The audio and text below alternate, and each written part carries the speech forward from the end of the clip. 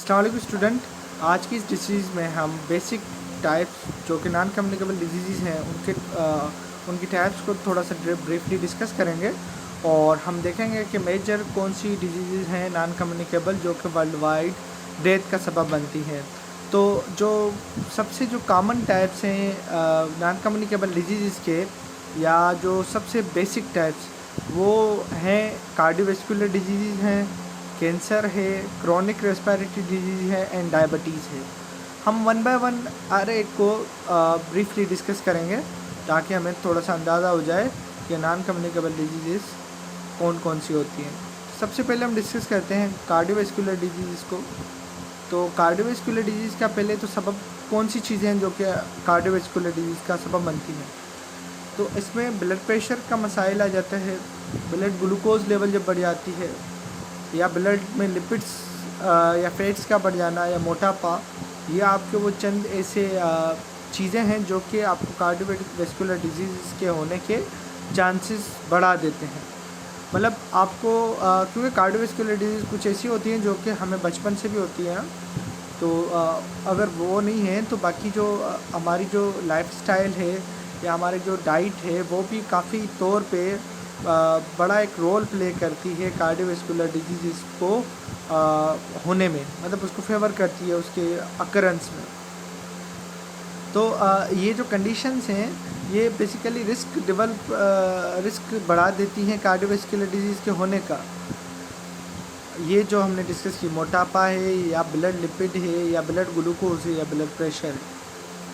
अब कौन सी cardiovascular disease जो कि आमतौर पे देखी जाती है, कार्डियोवैस्कुलर डिजीज़ का मतलब है कि आपका ऐसी डिजीज़ जो कि हार्ट से रिलेटेड हो या आपके वेस्कुलर जो वेसल्स हैं, आपकी ब्लड वेसल्स हैं, आर्टरीज है, वेन्स हैं या ब्लड का पूरा जो फ्लो है उससे जो रिलेटेड डिजीज़ हैं उनको हम कार्डियोवैस्कुलर डिजीज़ कहते हैं।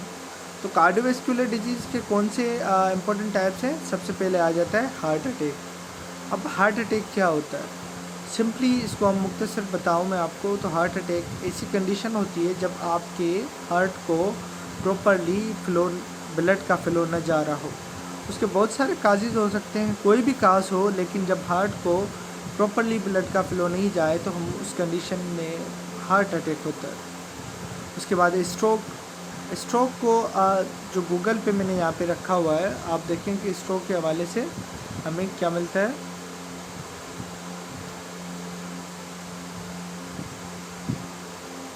स्ट्रोक के हवाले से मेरे ख्याल से हाँ ये रहा। तो stroke is a disease that affects the arteries leading to and within the brain. मतलब ऐसी आर्टरीज जिनका कनेक्शन ब्लड ब्रेन के साथ हो, वो वहाँ से ब्लड लेके आ रही हो या जा रही हो, जब वो डैमेज होना शुरू हो जाएं तो हम उस कंडीशन को कहते हैं स्ट्रोक।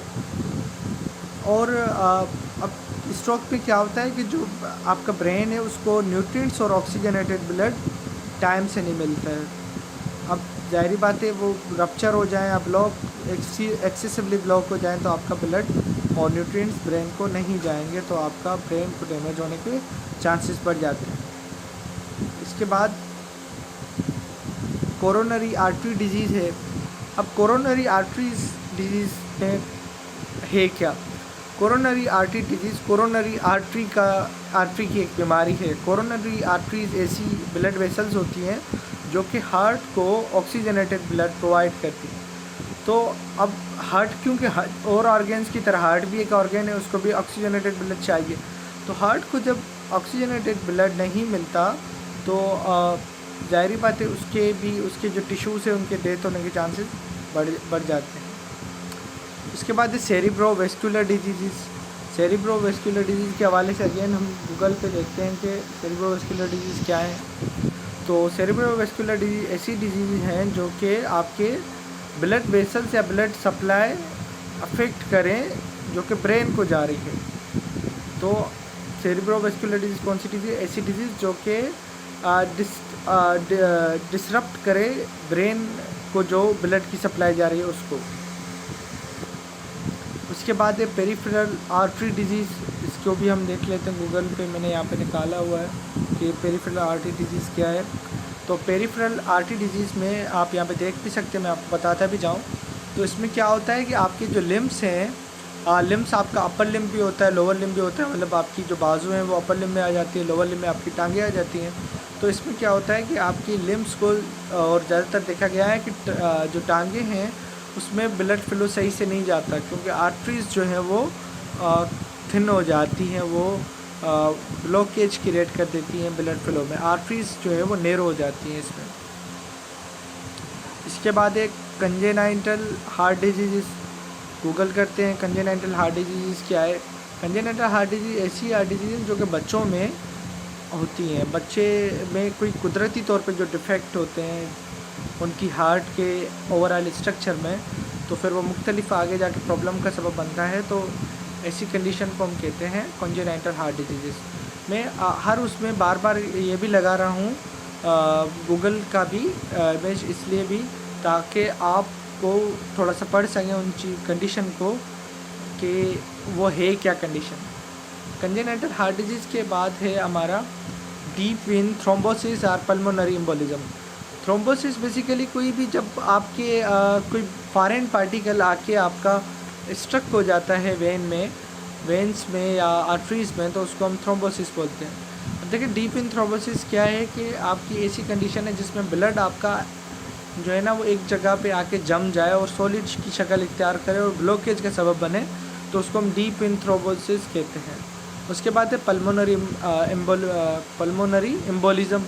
पल्मोनरी एम्बोलिज़म भी उसी की तरह का किस्म है कि जिसमें आपका कोई फॉरेन बॉडी इन सेंस के कोई फॉरेन पार्टिकल जो कि आपका ब्लड में नहीं होना चाहिए वो आके आपकी ब्लड स्ट्रीम को ब्लॉक कर देता है। तो उससे क्या होता है कि आपकी अगेन ब्लॉकेज क्रिएट होती है। ये जो वो हमने वो सारे टाइप्स पढ़े हैं जो कि कार्डियोवैस्कुलर डिजीज़ के टाइप्स हैं, और जो मोस्ट कॉमन टाइप्स हैं हमने उसको डिस्कस किया है। इसके बाद हम कैंसर को डिस्कस करेंगे, और कैंसर के बाद हम जो बाकी जो रेस्पिरेटरी ट्रैक्ट के हवाले से डिजीज़ हैं उनको भी डिस्कस करेंगे।